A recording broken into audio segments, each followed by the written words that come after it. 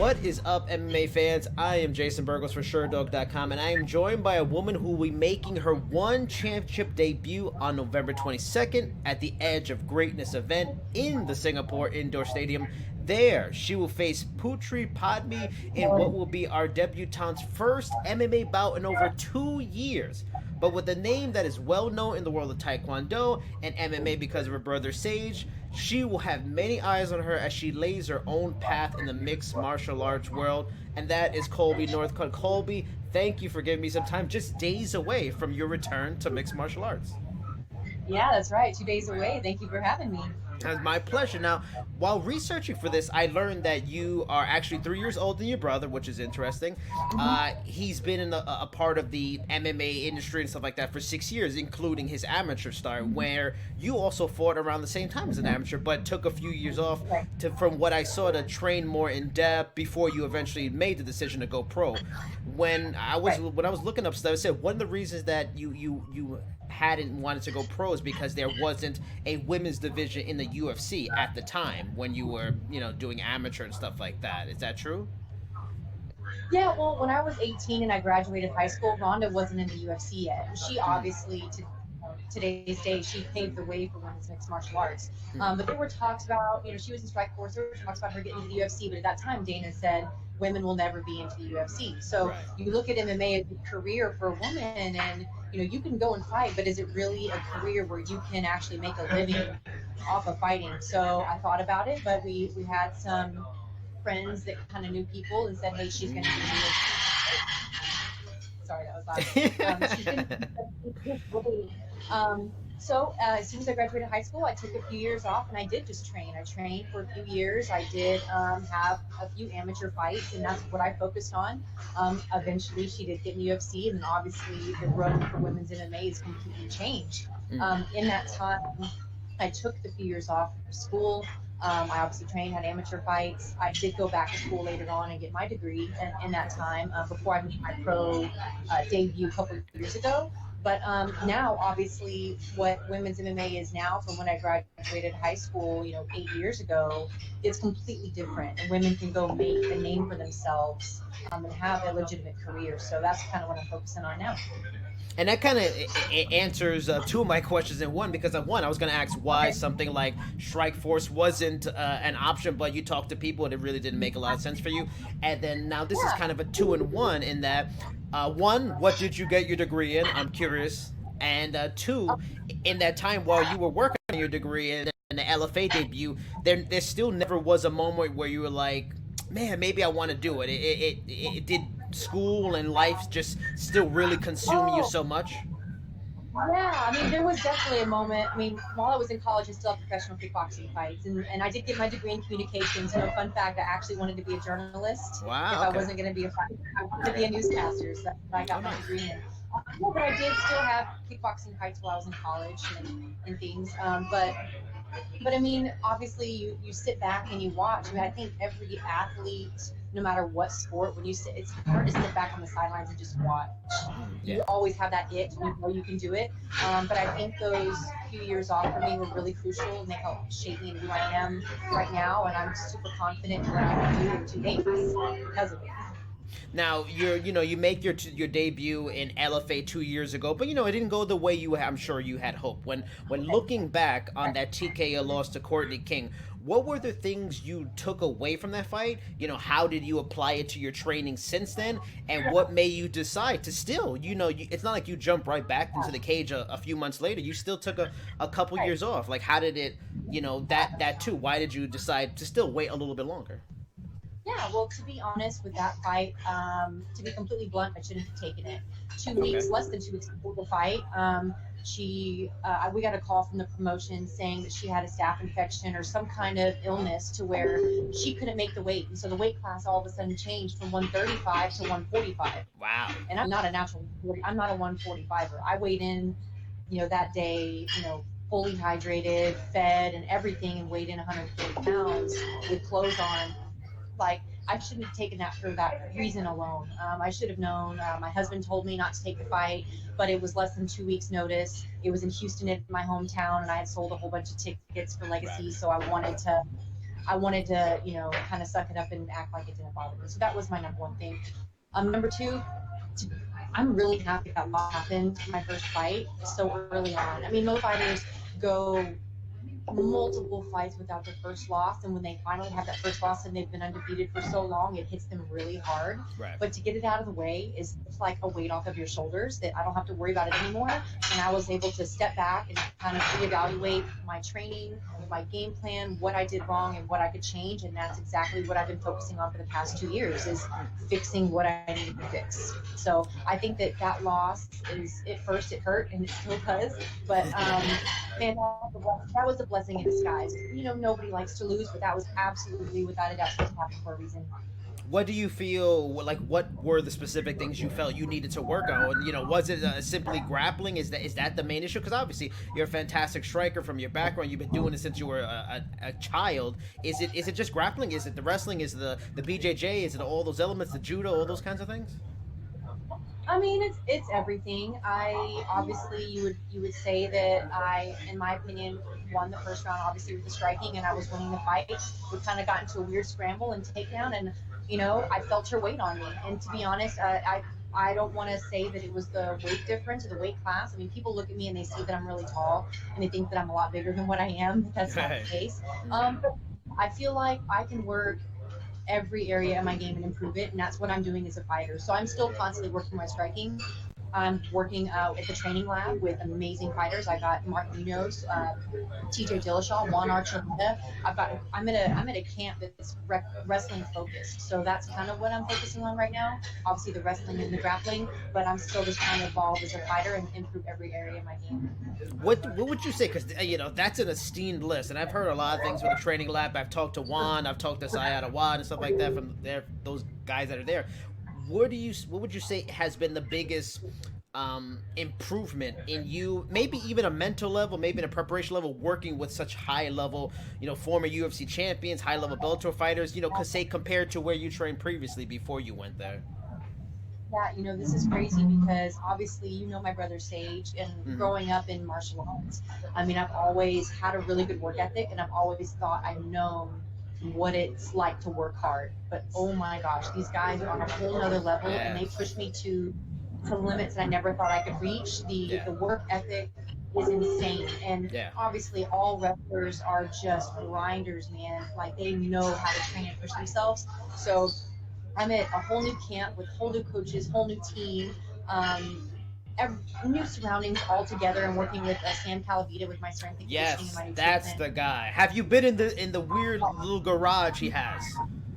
Yes, I work with him in the garage twice a week, every week. Like, he pushes me. Like, that's one thing. Like, I've always worked hard, and I've always thought I known what it is to work hard, but I've never experienced anything like this camp before. And I think that everybody will actually get to see the results this time.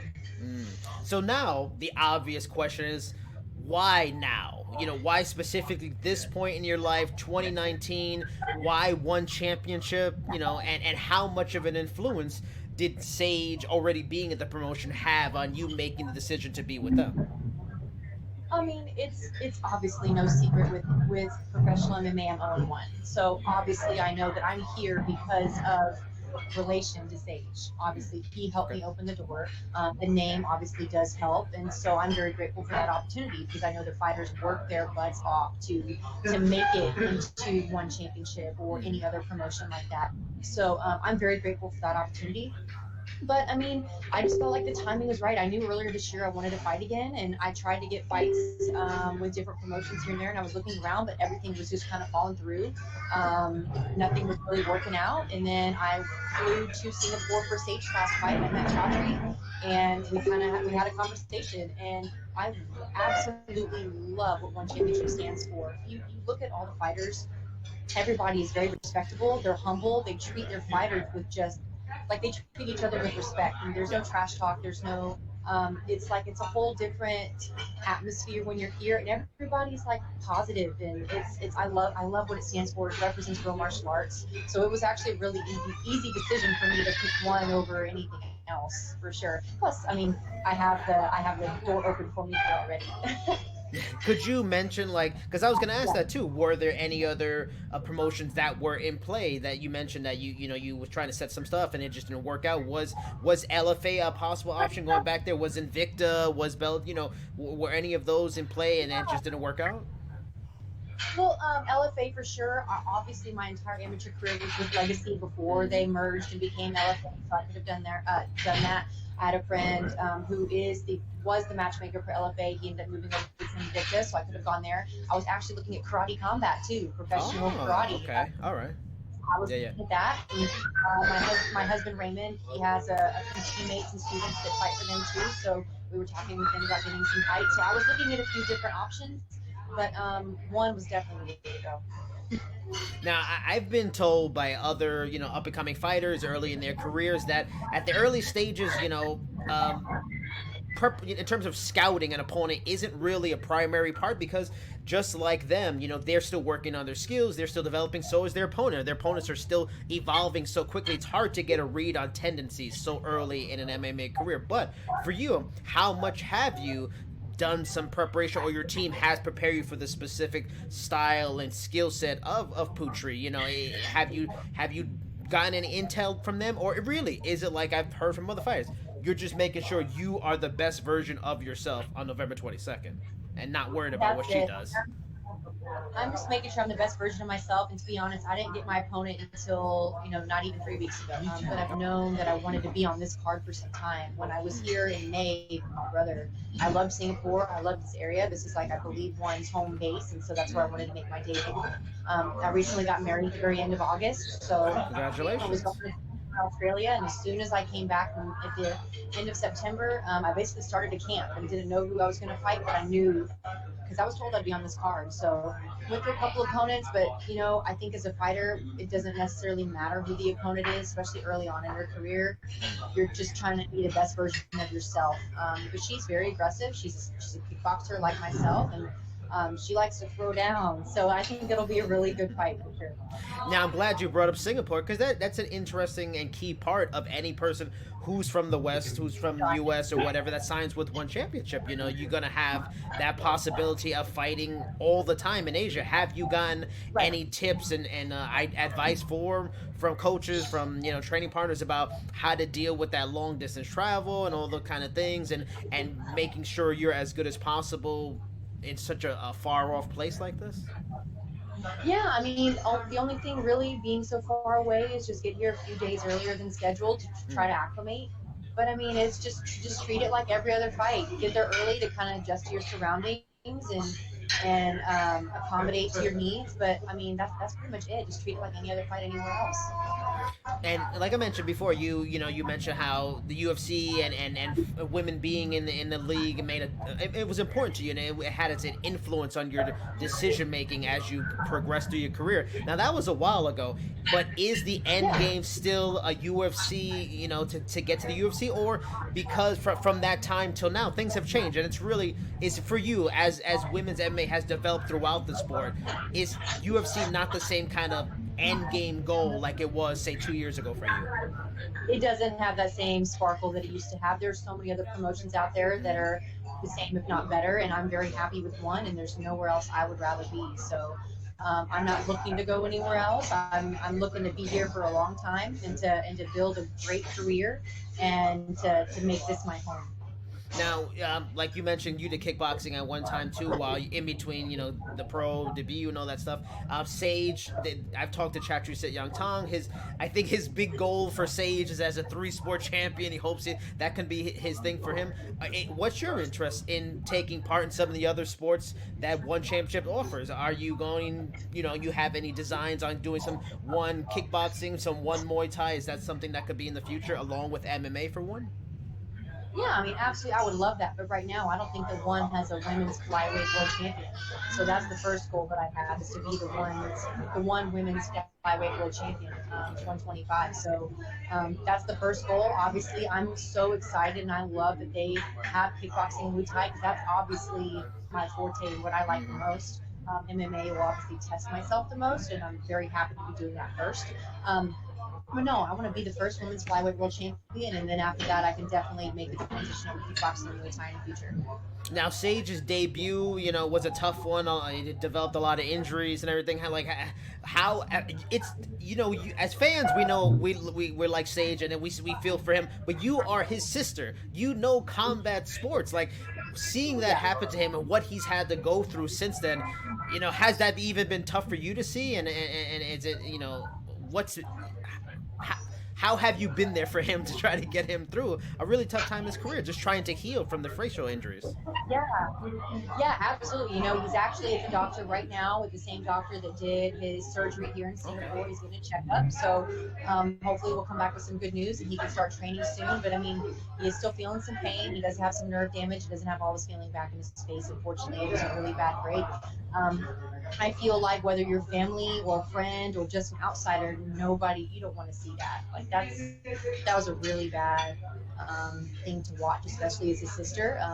I feel for him. So I know that he was in a lot of pain, but it's funny because I was talking with my family and our close friends, and Sage is always like, you hear at MMA, they call him the golden retriever. Yeah, And he's yeah. always so happy. Yeah. Is this going to be the thing that like breaks him? And it certainly is not. Like he's even more positive, more hungry than he was before because man, nobody wants anything like that to happen to them. So he like wants to come back and like redeem himself. So I think that he's actually going to go down a weight class. Yeah. He shouldn't have been fighting at that weight. It was not his natural weight to begin with, but he didn't know. So that was a learning lesson for sure. And he's obviously had a lot of time to sit back and think about what he did and what went wrong and what he could fix. And when he's able to, he's going to fix it. Now you are lucky in that you have a lot of outlets in terms of great talent and minds, because one, you have a brother who's established MMA fighter, but also, like you mentioned, you're at the Treigning Lab with a wealth of knowledge and trainers. Who is going to be in your corner on fight night? Will Sage be there? Will any of the guys we know from Treigning Lab, familiar faces, be there? Who's going to be in your corner for this debut? Yeah, Juan is actually here. Juan Archuleta will be in my corner. Nice. Tell him I said what's up. I will. He's actually sitting behind me in the back. I'm not sure if you can see him. He's been one of my number one training partners throughout this entire camp. My husband Raymond Daniels, he actually is going to be in my corner, and then Sage will be in my corner as well. Wow, that's an all-star team. Now, I got some great people behind me. Now, last question I always like to ask people this to end the interviews, because for a lot of, you've been a part of martial arts since I think, 7 years old, right? Yes. So, I mean, that's, not everybody can say they've been a part of that. It consumes your life. You're a professional fighter now. It takes up a lot of your time. So getting away from fighting and clearing your head, I've talked to many fighters, it's important, to get away from that mind frame, because it could be a drain. So what are some of the things you like to do for fun that just have nothing to do with martial arts, nothing to do with fighting? I've heard riding motorcycles, cooking, books, comic books, movies. What are the things you like to do for fun? Honestly, this is so funny because when I'm not training, my husband and I run a business. We have a martial arts school. So we're literally surrounded by martial arts art from morning to night. Because we teach kids karate. We have an after school program. It's basically like a daycare with karate. So we're around it 24/7. So honestly, when we have free time on the weekends, we just like to relax because we're always go. People ask me what kind of hobbies I have. I really don't feel like I have any. I don't really have any time. But just relaxing is nice. Are Maybe you some Netflix? Yeah, I was about to ask. So are you a television show, movie fan? Are there some shows you're binge watching right now that you want to let people know they got to check it out too? Yeah. We don't have too much time to watch TV. We'll set on like our DVR and record some stuff during the week, and then watch it on the weekends. But yeah, we like The Resident, doctor shows like that, New Amsterdam, Good Doctor. Riverdale's a good one. Okay. So there's some good shows we like to watch. I don't do anything with the stars, Bachelor, stuff like that, but gotta watch it on the weekends.